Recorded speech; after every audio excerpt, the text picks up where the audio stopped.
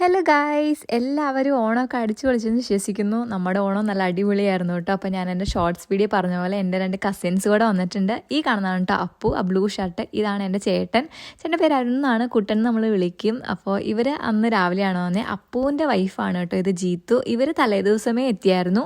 പിന്നെ ഇതെൻ്റെ നാത്തൂൻ ചിപ്പി. എല്ലാവരും കൂടി ഇപ്പോൾ ഒരു നല്ല ഓണമൊക്കെ ആയിരുന്നു കേട്ടോ ഓണത്തിന്.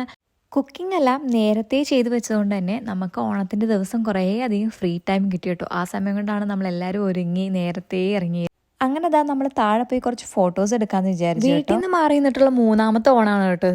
UK വന്നിട്ട് ആദ്യമായിട്ടാണ് കേട്ടോ നമ്മൾ നമ്മുടെ കസിൻസിൻ്റെ കൂടെ ഓണം ആഘോഷിക്കുന്നത്. ഇത്രയും ദിവസം ഓണം ഒന്ന് പെട്ടെന്ന് വന്നാൽ മതി എന്നായിരുന്നു. ഇപ്പോൾ ദാ ഓണം കഴിഞ്ഞപ്പോൾ വല്ലാത്തൊരു വിഷമം മനസ്സിന്. എല്ലാവരും തിരിച്ച് വീടുകളിലേക്ക് പോയി. എല്ലാവരും നല്ല ഭംഗിയായിട്ട് ഒരുങ്ങി വന്നപ്പോൾ പിന്നെ ഫോട്ടോ സെഷൻ എന്തിനും ഒഴിവാക്കണേ, നമ്മൾ നേരെ ബാക്ക് സൈഡിൽ പോയി കുറച്ച് നല്ല ഫോട്ടോസൊക്കെ എടുത്തു കേട്ടോ. അവിടെയും കുറച്ച് നേരം ടൈമൊക്കെ സ്പെൻഡ് ചെയ്തു. അപ്പൂൻ്റെയും ജീത്തുൻ്റെയും കല്യാണം കഴിഞ്ഞിട്ട് അധികമായിട്ടില്ല നമ്മുടെ ചേട്ടൻ്റെ, അതായത് കുട്ടൻ്റെ കല്യാണം കഴിഞ്ഞ് 2 മാസം കഴിഞ്ഞപ്പോഴായിരുന്നു ഇവരുടെയും കല്യാണം. അപ്പോൾ ഇവർ രണ്ടുപേരെ ആദ്യത്തെ ഓണമായിരുന്നു കേട്ടോ. അത് പറഞ്ഞപ്പോഴാണ് എൻ്റെയും ബേസിലെയും 4ാമത്തെ ഓണമാണിത്. വിശ്വസിക്കാൻ പറ്റുള്ള 4 വർഷമാകുമ്പോൾ ഞങ്ങളുടെ കല്യാണം കഴിഞ്ഞിട്ടെന്ന്.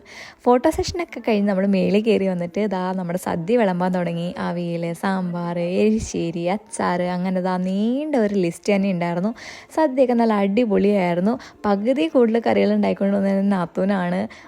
ഒത്തിരി താങ്ക്സ് ഉണ്ടായിരുന്നു നാത്തൂന്, കാരണം ആൾ നല്ല രീതിയിൽ മാനേജ് ചെയ്ത് കുക്ക് ചെയ്തുകൊണ്ട് വന്നു. എല്ലാം അടിപൊളിയായിരുന്നു. ഓണസദ്യയുടെ മെയിൻ താരം നമ്മുടെ പായസമാണല്ലേ. ആ ഒരു വിശാലമായ സദ്യ കൊണ്ടിട്ട് നമ്മുടെ വയറ്റിലൊരു ഇത്തിരി സ്ഥലം നമ്മൾ ബാക്കി വയ്ക്കും പായസം കഴിക്കാൻ വേണ്ടിയിട്ട്. അതാണ് ഇപ്പോൾ ഇതാ കാണുന്നത്. എല്ലാവരും നല്ല വൃത്തിക്ക് ഇലയൊക്കെ നല്ല വടിച്ചെടുത്തിട്ടുണ്ട്. ഇപ്പോൾ പായസം കുടിക്കാൻ പോവാണ്. നല്ല കിടിലൻ പായസമായിരുന്നു കേട്ടോ.